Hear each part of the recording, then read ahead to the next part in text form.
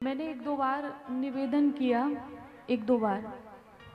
देखिए, ये tent, sound और भी आप जो सुविधाएं देख रहे हैं वो ऐसे ही नहीं हो जाती हैं भाई, खर्च होता है। और नहीं तो टेंट वाले भैया हो यहाँ पे, पूछ लेना कि अगर निशुल्क सुविधा दी हो, पूछ लेना। क्यों नंदलाल जी, है ना?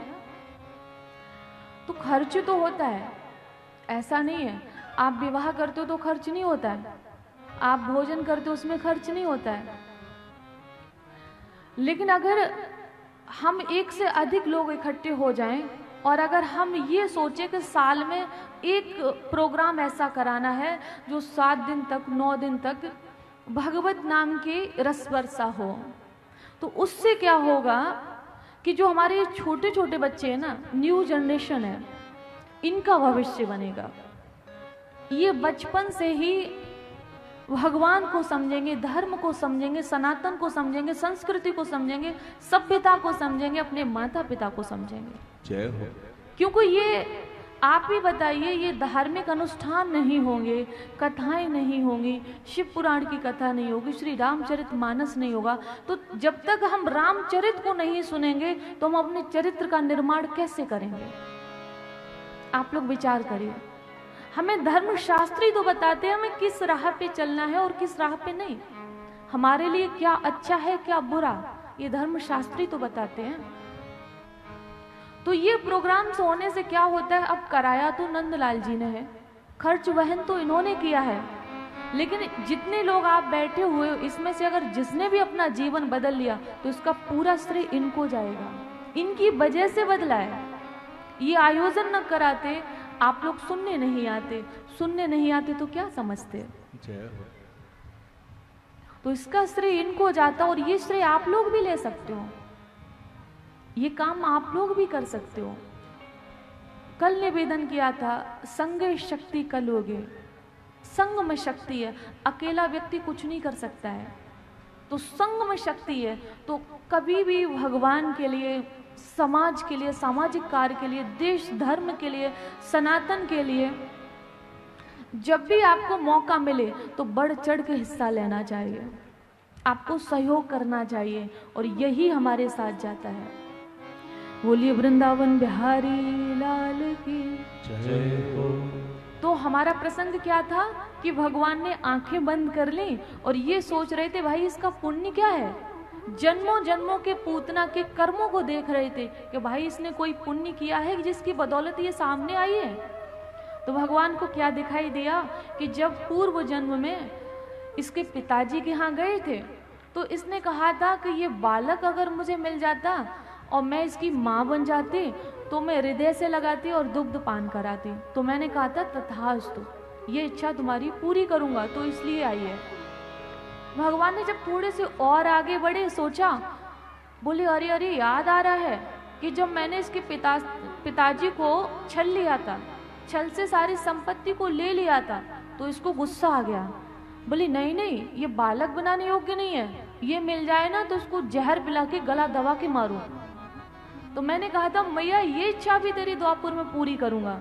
तो भगवान ने कहा अब वो समय आ गया है, और इधर भगवान ये विचार कर रहे हैं और इधर पूतना ने भगवान को गोद में उठा लिया।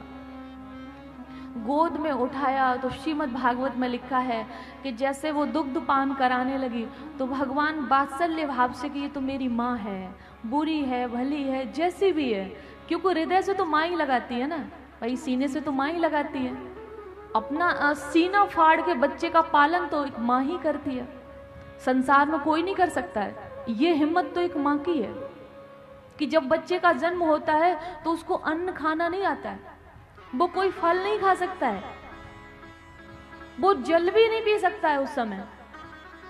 वो तो एक माँ की हिम्मत होती है कि माँ उसको वक्षस्थल से पान कराती है और उस बच्चे को एक जीवन दान देती है। जन्म के बाद भी कोई भी बच्चा जीवित नहीं रहेगा अगर माँ अपना वक्षस्थल फाड़ कर उसको दुग्ध पान न कराए।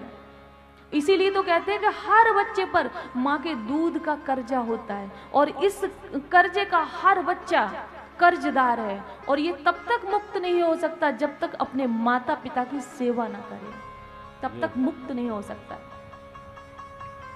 और भैया मैंने तो बहुत बार निवेदन किया कि जो लोग अपने माता पिता की सेवा नहीं कर रहे हैं या उनको वृद्धाश्रम में भेज रहे हैं या उनका अपमान कर रहे हैं या उनको घर से निकाल रहे हैं या उनको खरी खोटी सुना रहे हैं, तो हम तो बस, मैं ये तो नहीं कह सकती ये होगा वो होगा, लेकिन हम ये ज़रूर कहेंगे कि कभी भी आने वाला जन्म आपका अच्छा नहीं होगा। ईश्वर की कृपा आप पर नहीं हो सकती है। भले आपके पास धन हो, लेकिन धन होना कोई ईश्वर की कृपा नहीं, वो आपका प्रारब्ध है। आप ईश्वर की कृपा के पात्र नहीं बन सकते। और जैसा आप अपने माता पिता से करोगे ना, वैसे ही आपके बच्चे आपके साथ करेंगे। जैसी करनी वैसी भरनी। बोली वृंदावन बिहारी लाल की जय हो। तो आज पूतना ने जब भगवान को दुग्ध पान कराया तो भगवान माँ समझ के पहले जहर का पान किया, दुग्ध पान किया। अब जीवन के जो पाप थे उनका भी प्रक्षालन करना था, तो भगवान ने प्राणों का हरण किया। तब जब पूतना की शरीर में पीड़ा होने लगी तो समुंच मुंचा लमिति प्रभाषिणी निष्पीड्यमाना खिल जीव मरमड़ी, उसकी नेत्र बाहर आने लगे, उसकी जिह्वा बाहर आने लगी और चिल्लाने लगी, अरे लाला मुकु छोड़ दे, मुकु छोड़ दे। तो भगवान ने कहा कि भैया यही मुझसे नहीं होता है, जो मेरे पास आता है जब तक उसका उद्धार न कर दूं तब तक मैं छोड़ता नहीं हूँ। बुरा हो भला हो जैसा भी हो, अगर मेरे पास आया है तो वो मेरा बालक है। और तू तो बालक नहीं भैया, तूने तो दुग्ध पान कराया तो मैं तेरा बालक हूँ। तो जो ये गति मैं यशोदा मैया को दूंगा वही गति मैं तुम्हें दूंगा। तो जब तक वो गति नहीं दे दूंगा तब तक छोड़ूंगा नहीं। और संपूर्ण प्राणों का हरण किया, अपना लोक प्रदान किया। पूतना मृत्यु को प्राप्त हुई और आज भगवान पूतना के वक्ष स्थल पर बैठे। वो तो मृत्यु को प्राप्त हो चुकी है, मतलब शरीर मृत्यु को प्राप्त हुआ, वो तो भगवत धाम गई है और खेल रहे हैं भगवान। तो ब्रजवासियों ने देखा जब उसके गिरने की धड़ाम से आवाज हुई तो ब्रजवासियों ने कहा कि ये इतने जोर से आवाज कहाँ से, कोई विस्फोट सा हुआ है। तो मैया ने कहा कि मेरा लाला कहाँ है, लाला को देखते हैं। और लाला देखा तो पूतना के ऊपर खेल रहे हैं। तो ब्रजवासियों ने सीढ़ी लगाई, लाला को नीचे उतारा और मैया ने गौमूत्र से गोबर से शरीर का लेपन किया, नहलाया और बहुत सारे ऐसे उपाय किए कि लाला को लगता है नज़र न लग जाए, भगवान का ध्यान कर रही है। इधर नंद बाबा आए हैं, उधर वसुदेव जी से मिले, फिर इधर आए हैं।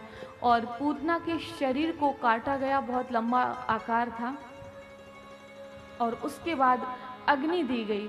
तो एक विचित्र बात जो भागवत में लिखी है वो ये है कि जब अग्नि दी गई तो पूतना के शरीर से सुगंध निकली। आप भी शमशान जाते हैं, क्या किसी मृत शरीर से सुगंध निकलती है? नहीं, मुझे नहीं पता, लेकिन पढ़ने के आधार पर बता सकती हूँ कि नहीं निकलती है। लेकिन पूतना के शरीर से सुगंध निकली। जब ये प्रसंग राजा परीक्षित ने सुना तो उन्होंने कहा महाराज शुकदेव जी से कि महाराज मुझे ये बताइए कि पूतना का ऐसा कौन सा जीवन रहा जो उनके शरीर से सुगंध निकली? क्या उसका खान पान अच्छा था? तो शुकदेव जी कहते नहीं, रुधिराशना, रक्त का पान करती थी।